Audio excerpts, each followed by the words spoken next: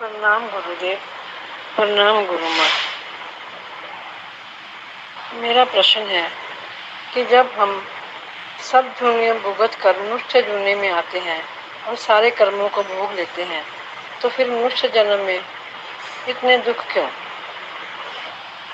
कहते हैं परमात्मा ही सब कर्मों का फल देते हैं। अगर परमात्मा ही फल देते हैं तो फिर कर्म क्यों करें? और या फिर ऐसे कौन से कर्म करें कि मन को शांति मिले? मैं इस प्रश्न को लेकर बहुत कंफ्यूज हूँ। कृपया मेरा मार्गदर्शन जरूर करें। रोमिला। प्रणाम आप सभी को और प्रणाम आपको भी। हम बहुत सारे कर्म करते थे और अंत में मनुष्य योनि को प्राप्त होते हैं और मनुष्य योनि के बाद भी हम दुखों को भोगते हैं। हम सब कर्मों को जी लेते हैं और फिर भी हम दुखी होते हैं और परेशान होते हैं और फिर परमात्मा ही हमें हैंडल करता है। वही हमें कर्म देता है, अच्छे भी और बुरे भी। और यदि वही हमें कर्म देता है या वही सब कुछ करता धरता है तो फिर हम कर्म करें ही क्यों? और फिर तीसरी बात कि हम ऐसा कौन सा कर्म करें जिससे हमें शांति मिले। 3 प्रश्न हैं, तीनों के उत्तर देने जा रहा हूं। उससे पहले आप मेरे उत्तर को समझ पाएं, क्योंकि किसी बुद्ध के उत्तर को समझने के लिए बहुत कठिनाई होती है। तो आप मेरे उत्तर को समझ पाएं तो मैं कुछ बेसिक बातें आपको बता देता हूं। मनुष्य योनि, हम सभी कर्म करते आते हैं और हमें इच्छा होती है कि हम और ज्यादा आजादी से जिए। जब हम पत्थर की तरह होते हैं इस पृथ्वी पर, तब हमारे अंदर होता है, जब हम पेड़ पौधों को देखते हैं तब हमारे अंदर इच्छा होती है कि हम पेड़ पौधे जैसे हवा में लहराएं, हमसे भी फूल खिले, हमारे भी बीज इधर उधर बिखर जाएं। फिर हम पेड़ पौधों में कन्वर्ट होते हैं और फिर पेड़ पौधे जब होते हैं तो पेड़ पौधों में एक इच्छा पैदा होती है कि जैसे जानवर इधर उधर घूम रहे हैं, कीड़े मकोड़े घूम रहे हैं, हम तो एक ही जगह रुक गए, हमें ऐसा होना चाहिए। इस इच्छा के कारण हम थोड़ा और आगे गति करते हैं। फिर ऐसा लगता है हमसे ज्यादा फ्रीडम तो बड़े जानवरों में। फिर हम बड़े जानवरों में आते हैं और फिर ऐसा लगता है कि हमसे ज्यादा फ्रीडम तो मनुष्य शरीर में है और फिर हम मनुष्य शरीर को धारण करते हैं। और जब मनुष्य शरीर को धारण करते हैं तब हमें ऐसा लगता है कि सबसे ज्यादा फ्रीडम तो संत को है, एक बुद्ध को है, जो मृत्यु से भी नहीं घबराता, मृत्यु के पार भी चला गया, हर चीज उसके हाथ में है। बुद्ध अर्थात परमात्मा, परमात्मा अर्थात निराकार ऊर्जा। इस तरीके से हम मनुष्य की योनि में आते हैं। यात्रा अभी पूरी नहीं हुई, यात्रा अभी पूरी करनी बाकी रहेगी। अब कर्मों के जाल को समझने की कोशिश करते हैं। हमारे कर्म यदि परमात्मा की तरफ से ये हैंडल हो रहे होते तो फिर हमें कुछ करने की जरूरत ही नहीं। और यदि ये कर्म कोई शैतान करवा रहा है, हमसे बुरे कर्म कोई शैतान करवा रहा है, तो परमात्मा शैतान को हैंडल करे, हमें क्यों करे? भाई शैतान बुरे कर्म करवा रहा है, हम तो नहीं कर रहे ना। जिसे ईसाई धर्म में मानते, बहुत सारे धर्मों में मानते कि बुरे कर्म राक्षस करवाते हैं, बुरी ताकतें कर्म करवाती हैं। तो ये परमात्मा से तो बड़ी नहीं होंगी, फिर परमात्मा ने ऐसी चीजों को पैदा ही क्यों करा? नहीं करता। क्या हमारे दुख को देख के उसे मजा आता है? और फिर सभी कर्मों को भोग कर हम मोक्ष को चले जाएंगे, मुक्ति को प्राप्त होंगे। ये सारी बातें। अब हम उत्तर पे आते हैं। उत्तर को बहुत अच्छे से समझना, बड़ा जटिल प्रश्न है और उतना ही जटिल उत्तर भी होगा। पहली बात, पूरी की पूरी पृथ्वी जो है वो 3 चीजों में गति कर रही है, 3 गुणों में है पूरी की पूरी पृथ्वी। रजत, तमस, आपको पता होगा ये 3 गुण महत्वपूर्ण है। रजत और तमस तो पता है, तमस का मतलब आलस होता है, रजत का मतलब आपको पता होगा। और तीसरा गुण, अब ये 3 गुण जो हैं विद्यमान है, हर में विद्यमान है, इसी से जीवन चल रहा है। रजत, तमस, सत्व, ये 3 गुण हैं और यही 3 गुण जो है हर व्यक्ति के भीतर है। इन्हीं को जोड़कर पूरी चीज बनती है। अगर हम विज्ञान की दृष्टि से देखें तो वहां भी हम 3 ही इन गुणों को देख पाएंगे। एटम को तोड़ेंगे तो जो यही मिलेगा हमें। अब इसे ध्यान से समझना है कि परमात्मा कहीं है ही नहीं, परमात्मा कहीं है ही नहीं। बड़ी मुश्किल है ये बात समझना, क्योंकि जब हमारे जीवित प्रश्न होते हैं तो हम जीवित उत्तर नहीं ढूंढते हैं, हम किताबी उत्तर ढूंढ लेते हैं कि परमात्मा ही सब कुछ करवा रहा है। क्या तुमने ये बात जान ली कि परमात्मा ही सब कुछ करवा रहा है? क्या तुम परमात्मा से मिल चुके हो? क्या परमात्मा से तुम्हारी बात हो चुकी है?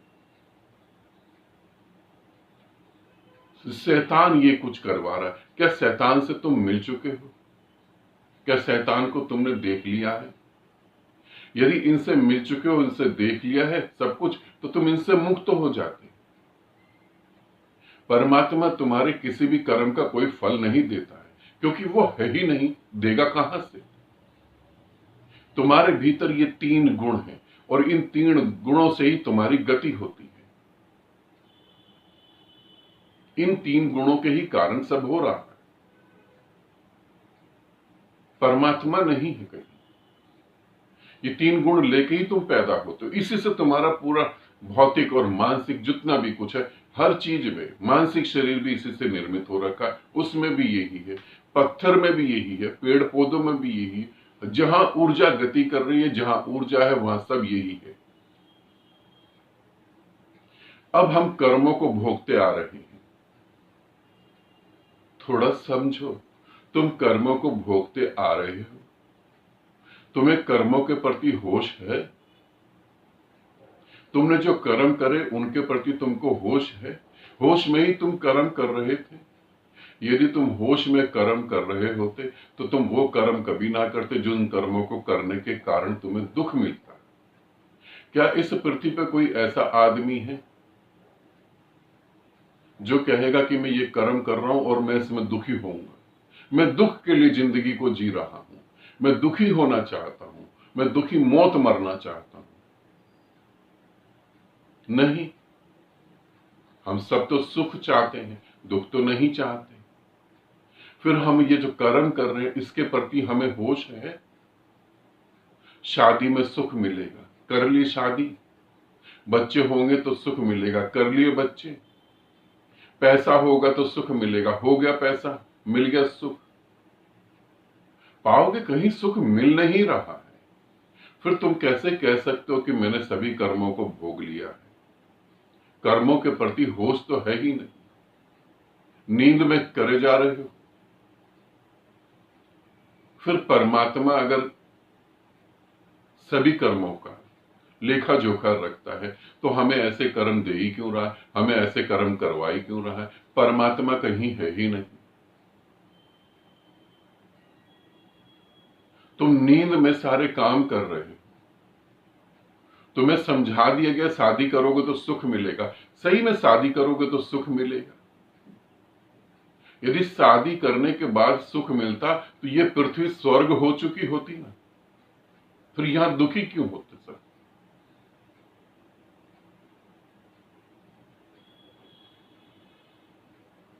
फिर ऐसा हम कौन सा कर्म करें जिससे हमें खुशी मिले? अब जो तुम्हारे पास है यही तुम कर सकते हो। कहीं आसमान से कोई अलग से कर्म तो नहीं उतरेगा ना, कहीं कुछ अलग से तो नहीं दिया जा सकता।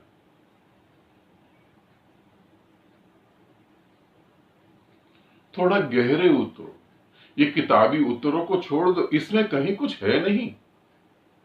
अब हम कौन सा कर्म करें? जो तुम कर्म कर रहे हो वही कर्म करो, बस उसके प्रति जागो।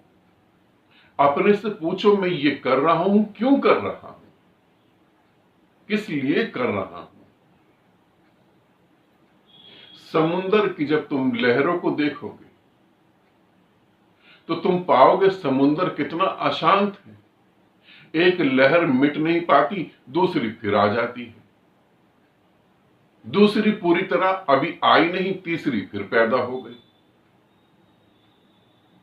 ऊपर ऊपर समुंदर जितना अशांत है उतनी अशांत कोई नदी नहीं होती।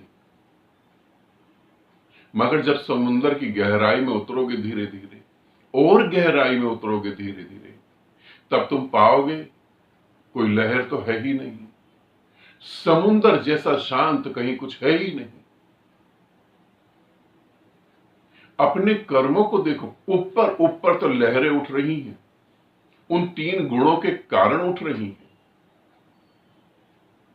थोड़ा गहरे उतरो, अपने कर्मों के प्रति होश लाओ, और जब अपने कर्मों के प्रति होश लाओगे तब हंसोगे। कहीं कोई परमात्मा नहीं। ध्यान रखना, जब मैं कह रहा हूं कहीं कोई परमात्मा नहीं, तो मेरी इस बात को भी मान के मत बैठ जाना। मेरी इस बात को मानकर बैठ गए तो फिर मेरा बताने का कोई अर्थ ही नहीं, मैं भी तुम्हें नरक में लेके जा रहा हूं। ये जानने की कोशिश करना। तुम अगर जीवन में मुक्त होना चाहते हो, अगर तुम जीवन में सही उत्तर जानना चाहते हो, तो तुमको अपने भीतर से उत्तर ढूंढने पड़ेंगे। बाहर से उत्तर रेडीमेड काम नहीं करते हैं, उत्तर ढूंढने पड़ते हैं। और तुम शॉर्टकट तरीका अपनाने की कोशिश करते हो, तुम सभी शॉर्टकट तरीका अपनाते हो।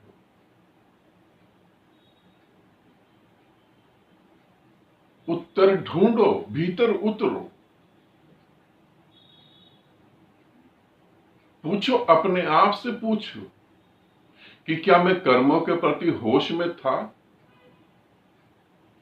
मैंने क्यों बच्चों को जन्म दिया? क्या बच्चों को जन्म देना वाकई में सुख की बात है? क्या बच्चों को जन्म देके मैं सुरक्षित हो सकता था? मैंने क्यों बच्चों को जन्म दिया? 100 से 100% लोगों को, 100 फीमेल परसेंटेज अगर कहूं तो 100% फीमेल को यह पता ही नहीं होता कि कब गर्भ में सूक्ष्म शरीर आत्मा प्रवेश कर गई, कब गर्भ धारण हो गया।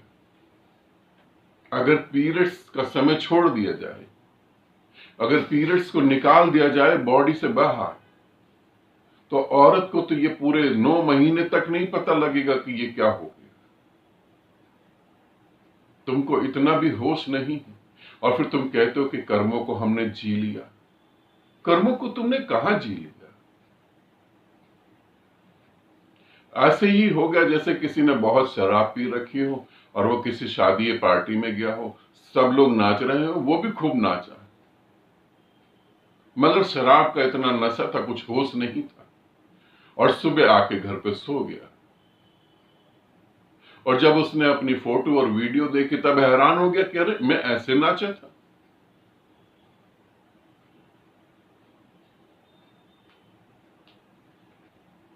इसे समझना।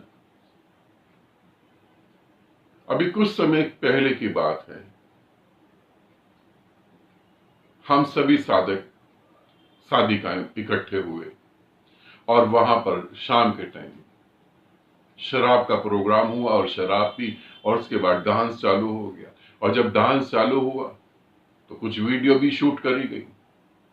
उनमें से एक सन्यासी को दिखाएगी कि देखो तुम कैसे डांस कर रहे थे। उसने हैरान होकर देखा, उसने कहा अरे ये मैं डांस कर रहा था। उस समय होश ही नहीं था। इसी तरीके से अनंत जन्म तुम्हारे बीत जाते हैं, होश ही नहीं। यदि होश होता यदि तुम्हें होश होता तो इस पृथ्वी पर शादी कभी नहीं हो सकती। यदि होश होता तो इस पृथ्वी पर नशा कभी नहीं हो सकता। यदि होश होता तो इस पृथ्वी पर वेश्याएं कभी नहीं हो सकती। यदि होश होता तो इस पृथ्वी पे क्राइम कभी नहीं हो सकता। यदि होश होता तो पूरी पृथ्वी स्वर्ग बन जाती, और मैं यहां तक ये भी कहूं कि इस पृथ्वी पर किसी बुद्ध की बात सुनने की हमें जरूरत ही नहीं होती। होश नहीं है, अपने कर्मों के प्रति होश नहीं है, जो सोच रहे हो उसके प्रति होश नहीं है। नहीं, परमात्मा को छोड़ दो, परमात्मा कहीं कहीं नहीं है। परमात्मा सिर्फ एक शब्द है, वो भी साधना में मदद करने के लिए। इस शब्द का और कोई अर्थ नहीं है। ठीक है, अपने कर्मों के प्रति होश। कैसे मैं कर्म करूं? कर्म तो वही करोगे जो कर रहे हो, बस होश को उसमें जोड़ दो। जाग जाओ, विवेक पूर्ण करो। यही कहूंगा, यही एक मार्ग है, और कोई मार्ग नहीं है। आनंदित रहें, सदा खुश रहें। बहुत बहुत प्रेम आप सभी को।